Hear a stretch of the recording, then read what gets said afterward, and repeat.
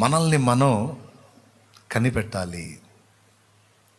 నా బుద్ధి ఎక్కడ వంకరబోతుంది, నా మనసు ఏ పాయింట్లో పెడత్రోవబడుతుంది, నేను ఎక్కడ బుద్ధిహీనంగా ప్రవర్తిస్తున్నా, నేను ఎందుకు అలా అవుతున్నా, నేను ఈ తప్పు చేయొద్దు అనుకుంటానే ఎందుకు చేస్తున్నా, నేను ఇలా మాట్లాడొద్దు అనుకుంటానే ఎందుకు మాట్లాడుతున్నా, దీనికి కారణాలు ఏంటి, నేను చేయాలనుకున్న వాటిని ఎందుకు చేయలేకపోతున్నా, చేయొద్దు అనుకున్న వాటిని ఎందుకు చేస్తున్నా, దానికి కారణాలు ఏంటి, అసలు నా ఆత్మీయ స్థితిగతులు ఎలా ఉన్నాయి, దేవుని దృష్టిలో నేను ఎలా బ్రతుకుతున్నాను, అసలు నా జీవితాన్ని చూసిన దేవుడు నన్ను ఎలా ఆలోచిస్తాడు.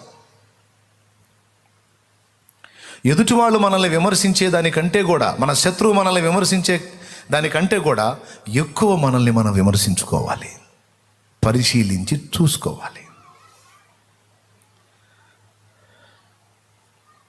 అలాంటి వ్యక్తులను దేవుడు